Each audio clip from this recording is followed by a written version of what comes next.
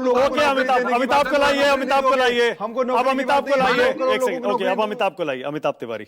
अमिताभ, मैं पहले चाह रहा हूं वो जो आपने सर्वे किया था, आप उसकी की फाइंडिंग्स थोड़ा जरा हमारे व्यूअर्स के लिए बताइए, क्या पाया आपने? देखिए, अगर सर्वे की बात करें तो ये 15 से 20 जुलाई के आसपास किया गया था।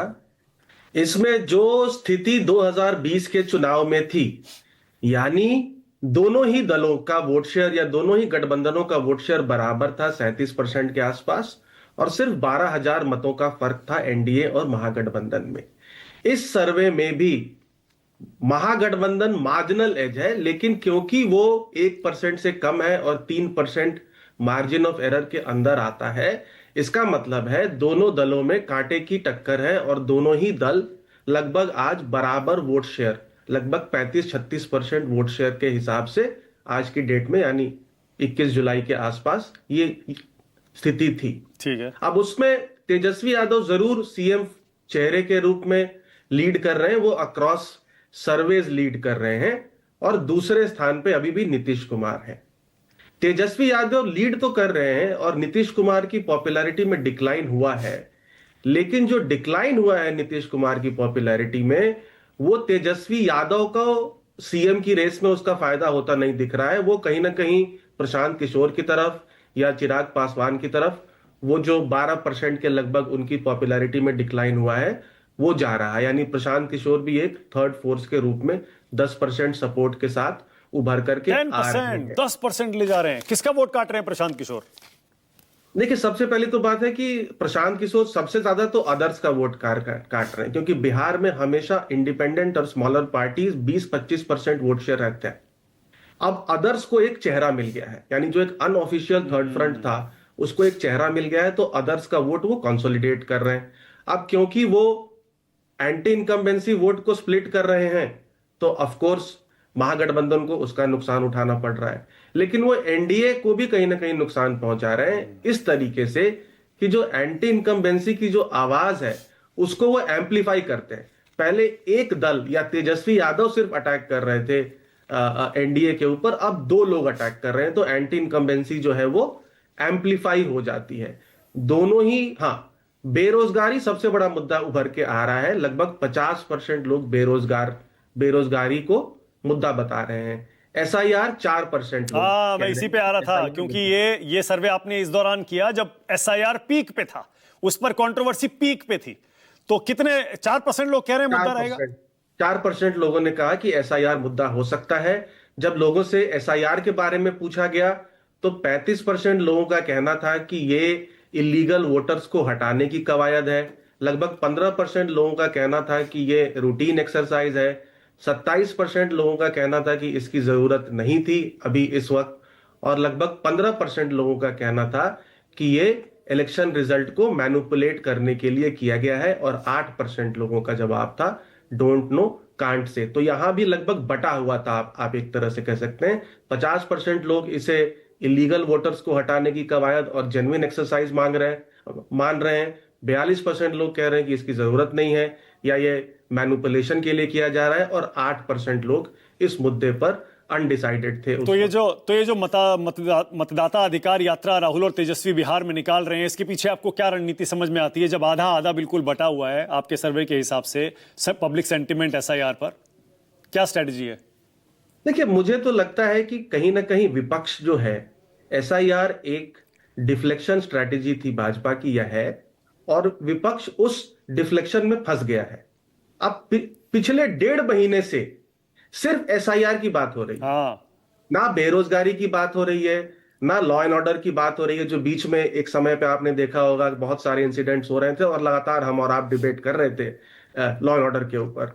और ना ये जो सीएजी का जो नया रिपोर्ट निकला है, जिसमें एलिजेडली आई थिंक 70,000 करोड़ की बात की गई है, ना उसकी बात हो रही है।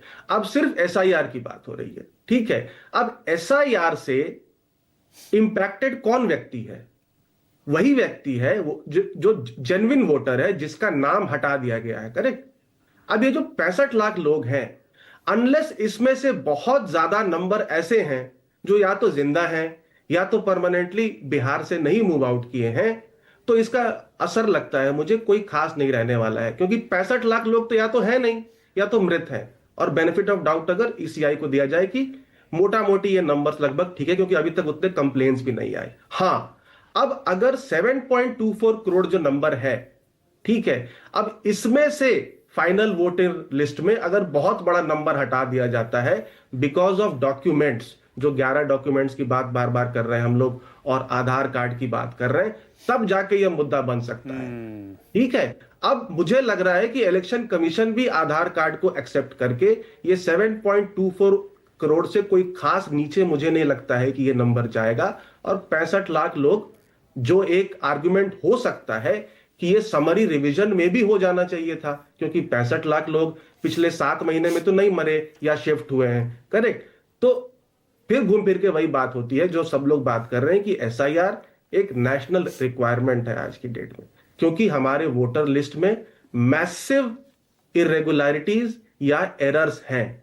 अच्छा, इसे आप इरेगुलरिटी और एरर को आप अनइंटेंशनल मानते हैं? ये जैसा राहुल गांधी आरोप लगा रहे हैं कि नहीं, सिस्टमिक तरीके से किया जा रहा है चुनाव जीतने के लिए?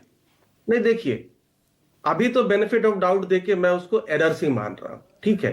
अब जो राहुल गांधी ने आरोप लगाए हैं उसकी जांच होनी चाहिए। अब वो एफिडेविट आप दीजिए नहीं दीजिए, मुझे लगता है इलेक्शन कमीशन को इस बारे में नहीं ज्यादा फोर्स करना चाहिए, क्योंकि इलेक्शन कमीशन कस्टोडियन है इलेक्शंस का, करेक्ट। तो कोई अगर आरोप लगा रहा है तो उसकी जांच करें, लेकिन उसकी जांच होगी कैसे मानक भाई? अगर 1 लाख वोटर मान लेते हैं कि उस लिस्ट में थे, तो सबसे पहले तो ये हमें जांच करना पड़ेगा कि भाई उनमें से कितने लोगों ने वोट किया। ठीक है, वो साइन किया होगा तो पता चल जाएगा कि इतने लोगों ने वोट डाला था, कैमरा में मालूम चल जाएगा कि उसी ने वोट किया था या नहीं। बट वो कैमरा की आज रिकॉर्डिंग है कि नहीं, 2 साल हो गए लगभग चुनाव को, 2.5 साल हो गए ऑलमोस्ट, ठीक है। और तीसरी बात है कि उन्होंने वोट किसको किया। अब तो ये तो वीवीपीएटी से मैच करना पड़ेगा। वो तो बहुत मुश्किल है, वो तो मुश्किल है, नेक्स्ट टू इम्पॉसिबल है। हाँ, तो और वैसे भी राइट टू प्रिवेसी होता है, पता नहीं राइट टू प्रिवेसी है, किसने किसको वोट डाला ये तो आप चेक भी नहीं कर सकते। करेक्ट, तो ये एरर्स हो सकते हैं इस। अच्छा, आपका सैंपल साइज क्या था अमिताभ? हेलो, आपका सैंपल साइज क्या था अमिताभ सर्वे का? लगभग 3000 था ये, बट सारे जोन्स और सारे लोकसभा सीट से इसमें सैंपल है। ठीक है, ओके। आशुतोष, आपको कोई फीलिंग है, या हम एसआईआर की चर्चा में भूल गए कि जमीन पर क्या चल रहा है, पब्लिक सेंटिमेंट चुनाव को लेकर क्या है? देखिए मानक, ये अपने आप में जब महादेवपुरा के बारे में बात करते हैं तो उसको एसआईआर से जोड़ दिया जाता है। ये डाइवर्जनरी टैक्टिस है। एसआईआर अलग मुद्दा है, महादेवपुरा में जो राहुल गांधी ने आरोप लगाए वो अलग मुद्दा है। राहुल गांधी का कहना यह है कि महादेवपुरा में 1,250 वोटों की हेराफेरी की गई या फर्जी वोट पाए गए। यह बिल्कुल अलग सवाल है। आप जब एसआईआर के बारे में बात करते हैं कि देखिए, हमारा तो लॉजिक बिल्कुल सही हो गया। जो एसआईआर हम जिस वजह से करना चाहते थे वो तो राहुल गांधी खुद ही सच साबित कर रहे हैं। तो क्या जो महादेवपुरा में हुआ है उसके लिए जो पुराने चीफ इलेक्शन कमिश्नर थे राजीव कुमार जी, क्या उनकी कोई जवाबदेही होगी? क्या वो सवाल खड़े करेंगे? क्या वो लोग जो कह रहे हैं कि एसआईआर इसलिए जरूरी है क्योंकि महादेवपुरा में जो हुआ है, तो क्या वो ये मानते हैं कि महादेवपुरा में वाकई में गड़बड़ी हुई है? ये दोनों तर्क जो मतलब आशुतोष, अगर मान लीजिए 1 लाख गड़बड़ियां किसी वोटर लिस्ट में एक असेंबली सेगमेंट में है, उसके लिए सिर्फ राजीव कुमार को जिम्मेदार क्यों ठहरा रहे हैं? हमें कैसे पता कि वो गड़बड़ी सिर्फ 1 साल में, 2 साल में, 3 साल में हुई है? हो सकता है 10, 15, 20 साल की गड़बड़ियां हो। तो ये जांच होगी तभी तो पता चलेगा ना। जब जांच होगी तभी तो पता चलेगा ना कि ये उस साल गड़बड़ी हुई है उसके, क्योंकि जब समरी रिवीजन्स होते हैं, और समरी रिवीजन हमेशा हर साल जो वोटर लिस्ट होते हैं उसको अपडेट किया जाता है, तो उसके पहले भी एक वोटर लिस्ट होगी, उससे अपडेट किया जाएगा, उसका मिलान किया जाएगा। अच्छा आशुतोष, जीत कौन रहा है आपके हिसाब से? जीत कौन रहा है? अभी वो मुद्दा बहुत दूर की बात है ना? वो अभी हमारे मित्र अमिताभ जी डिस्कोर्स से ही बाहर हो गया है, कोई बात ही नहीं कर रहा है उसके बारे में। नहीं, वो देखिए, वो डिस्कोर्स इसलिए नहीं है राहुल। देखिए मानक भाई, जो सवाल इस वक्त प्रधानमंत्री नरेंद्र मोदी की सरकार के ऊपर लग रहे हैं उसको हम सब लोगों को बहुत गंभीरता के साथ लेना चाहिए। राहुल गांधी ये आरोप लगा रहे हैं कि उनकी सरकार जो है वो मैनिपुलेशन से बनी हुई है, इसलिए यह जरूरी है यह सच साबित हो जाए कि जो सरकार बनी है वो स्वच्छ, सुचारू और ईमानदार निष्पक्ष चुनाव से हुए हैं। अन्यथा उनकी सरकार को लेकर एक सवाल इतिहास में खड़ा रहेगा, जो न केवल ना बीजेपी के लिए ठीक है, ना नरेंद्र मोदी जी के लिए ठीक है, ना भारत की लोकतांत्रिक व्यवस्था के लिए ठीक है। नहीं, एक सेकंड, नहीं आशुतोष, अगेन, क्या हम एक बहुत मायोपिक व्यू नहीं ले रहे हैं? एक असेंबली सेगमेंट के रिजल्ट को लेकर हम देश के प्रधानमंत्री के 2024 के लोकसभा चुनाव के नतीजे पर सवाल उठा रहे हैं। नहीं, मैं ये कह रहा हूं, मैं दूसरी बात कह रहा हूं। मैं ये कह रहा हूं कि कर्नाटक का जो असेंबली इलेक्शन हुआ वो भी तो फिर क्वेश्चन में आएगा ना, जो कांग्रेस जीती है। मानक देखिए, मुझे लगता है कि हम सब लोग बड़ी तस्वीर नहीं पकड़ने की कोशिश कर रहे हैं। बड़ी तस्वीर यह है कि पूरी की पूरी लोकतांत्रिक व्यवस्था पे सवाल खड़े हो रहे हैं। राहुल गांधी ने क्या कहा है? राहुल गांधी ने कहा है कि हमने महादेवपुरा की जांच की और हमें इतने वोट फर्जी मिले, ऐसा उनका दावा है। उन्होंने कहा कि 25 ऐसी सीटें हैं जहां पर भारतीय जनता पार्टी 33 सीटों से जीती है। अब ये जो 25 सीटें हैं, ये क्या कहने का मतलब है? वो ये कह रहे हैं कि मैनिपुलेशन से नरेंद्र मोदी की सरकार बनी है।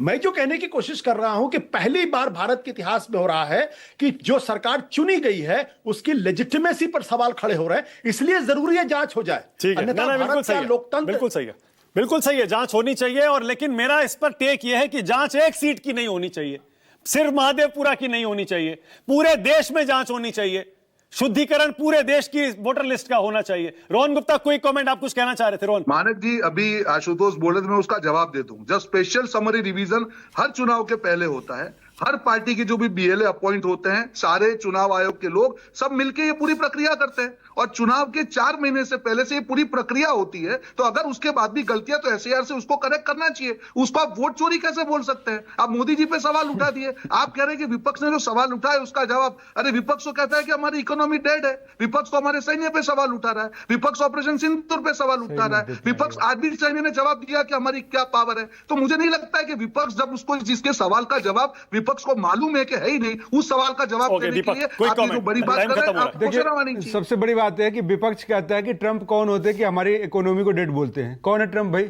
मोदी जी का दोस्त है ना। मोदी जी गए थे हाउडी मोदी करने वहां पे अमेरिका, मोदी जी लेके आए थे नमस्ते ट्रंप करने, 500 करोड़ रुपए खर्च कर दिए थे ट्रंप के लिए, उसके स्वागत में रेड कार्पेट बिछा दिए। तो कौन है भाई? तो ट्रंप बताएंगे, आप मोदी जी बताएंगे, भाजपा सरकार बताएंगे कि हमारी इकोनॉमी डेड कैसे हो गई, ट्रंप कौन होता है बोलने वाला सवाल है विपक्ष कर रहा है और आप विपक्ष को टाइम खत्म। थैंक यू सो मच राष्ट्र की बात में आने के लिए। जैसा मैंने कहा, अगले हफ्ते पता चल जाएगा जनता के बीच राहुल गांधी, तेजस्वी यादव महागठबंधन जाए बिहार में, उससे पहले सुप्रीम कोर्ट पर सबकी नजरें हैं। देखिए वहां क्या होता है। छोटा सा ब्रेक ले रहा हूं।